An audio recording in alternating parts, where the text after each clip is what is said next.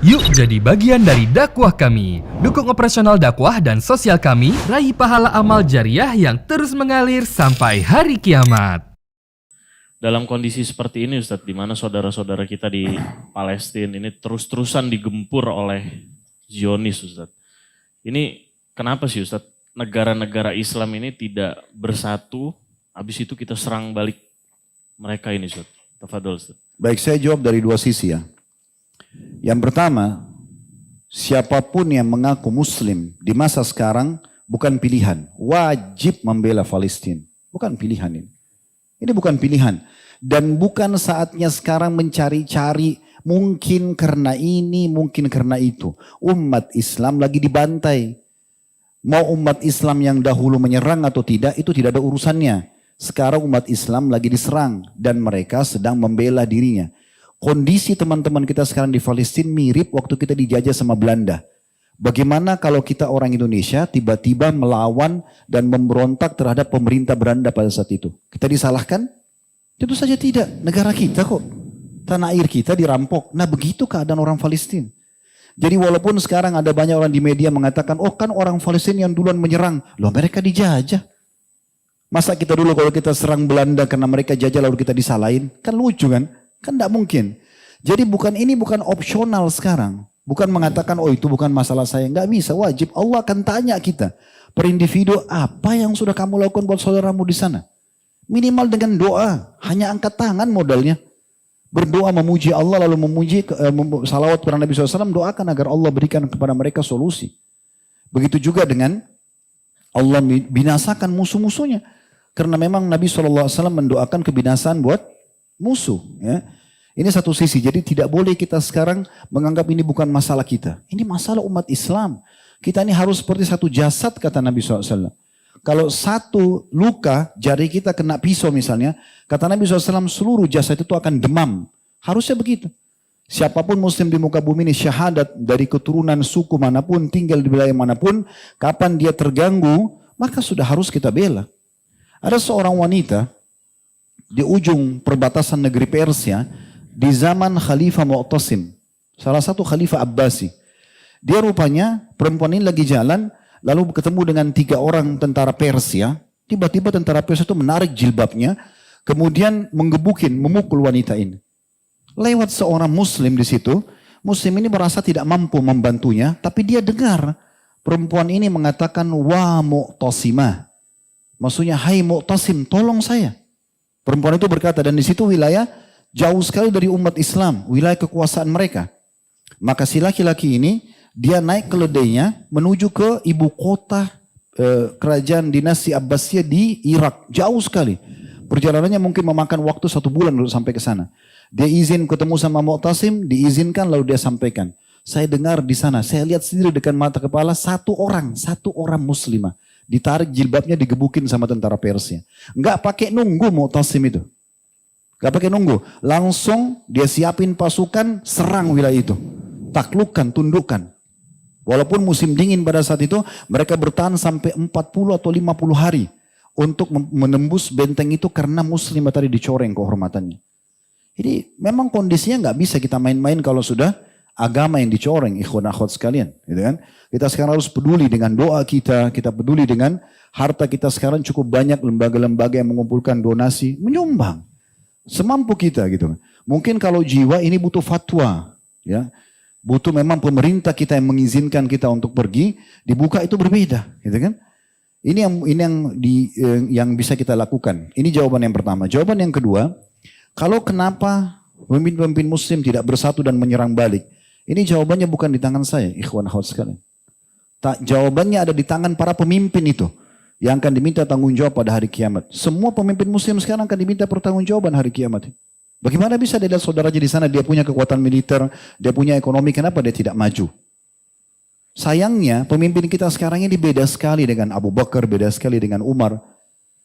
Abu Bakar itu sebenarnya Nabi SAW ada 2 kelompok muncul pada saat itu. 3 kelompok malah sekaligus. Yang pertama penolak pembayar zakat.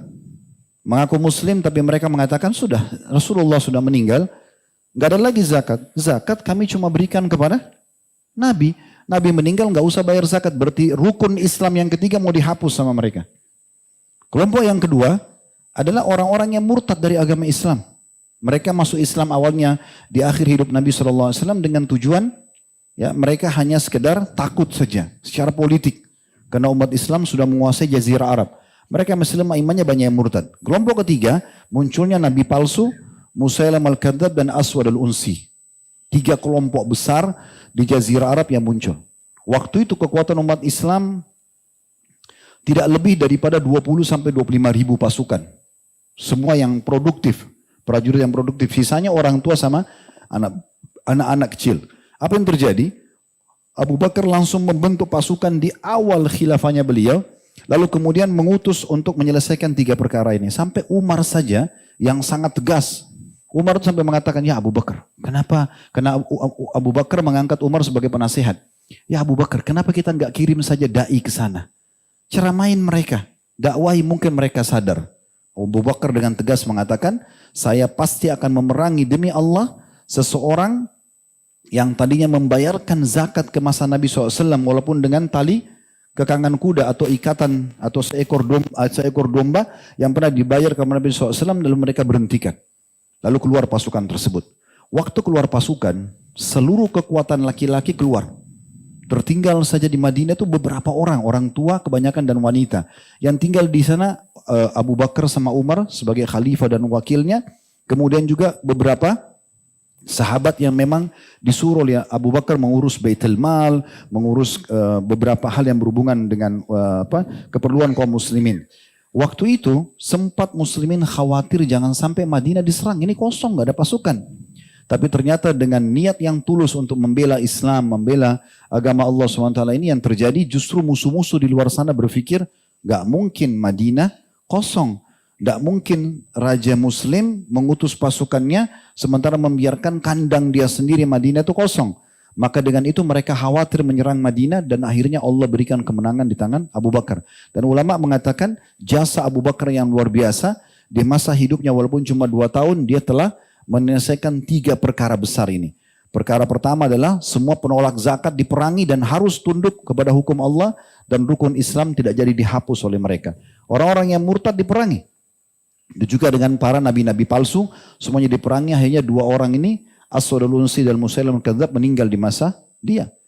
Di zaman Umar juga begitu.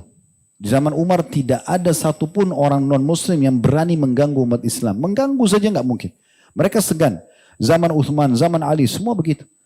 Ini kalau pemimpinnya seperti itu. Kalau pemimpin yang zaman sekarang kita tidak tahu.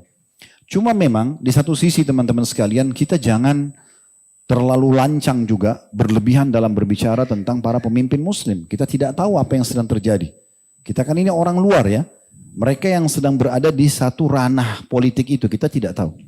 Mungkin ada pertimbangan-pertimbangan tertentu di mana mereka belum menyerang. Kita tidak tahu apa yang sedang terjadi.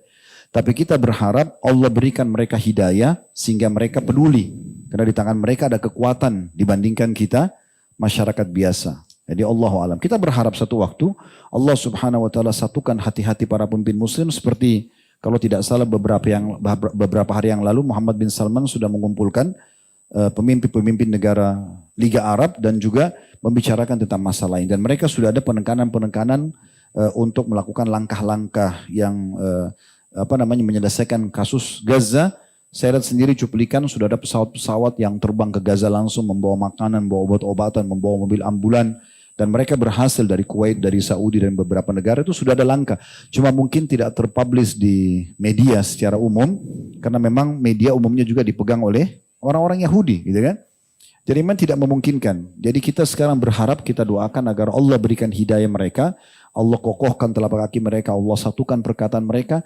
Dan ini saya melihat momentum yang paling tepat untuk menyatukan umat Islam.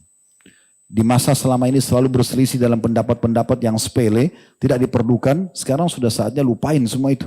Sekarang umat Islam lagi Allah ajak untuk bersatu. Sisi yang lain saya mau tambahkan ikhwas sekalian. Mungkin di mata sebagian orang, teman-teman kita di Palestina kesian, tertindas segala macam. Tapi kalau saya melihat dengan kacamata saya pribadi, yang saya pahami secara teori agama, justru mereka adalah orang-orang yang Allah pilih. Di saat sekarang, kalau kita lihat cuplikan-cuplikan, saya hampir setiap saat mengikuti cuplikan keadaan orang-orang di sana, mereka para ulamanya, bagaimana mereka pun tetap sholat Jumat, mereka sholat 5 waktu di masjid walaupun terjadi peperangan. Dan mereka itu terlihat sekali membahasakan, Alhamdulillah kami bersabar dengan ujian ini. Alhamdulillah kami menikmati proses ini. Para syuhada diciumin sama mereka. Mereka merasa gembira. Ibunya bangga dengan anaknya mati syahid. Ini Allah pilih mereka menjadi orang-orang yang betul-betul merindukan akhirat. Dunia jadi kecil buat mereka. Building hancur depan matanya, anaknya meninggal. Tapi mereka harus terima fakta itu semuanya. Dan di saat memang umat Islam belum bisa membantu mereka. Ini peluang yang luar biasa. Siapa yang Allah berikan kesempatan beramal saleh, terutama dia bisa berjihad di jalan Allah dengan cara yang benar. Seperti di Gaza sudah jelas caranya benar. Mereka lagi dijajah, mereka melawan gitu kan. Maka ini adalah sebuah karunia yang luar biasa. Karena tinggal tunggu 1 peluru, 1 bom, selesai. Bagi dia mati syahid dan mendapatkan mati terbaik. Kita belum tentu bisa dapatkan itu. Allah sedang memilih mereka. Mungkin secara kasat mata kita lihat, anak ini kena bom, ibu itu meninggal juga, anak ini laki-laki itu meninggal. Tapi mereka mati, semua orang juga pasti mati kan. Cuma mereka sudah meraih mati terbaik, yaitu mati syahid di jalan Allah Subhanahu Wa Taala. Harusnya kita merasa cemburu dengan mereka, karena mereka mendapatkan peluang itu, kita tidak mendapatkannya. Tapi kita masih bisa meraih peluang itu dengan niat kita dan doa kita. Kita partisipasi bersama mereka di pahala.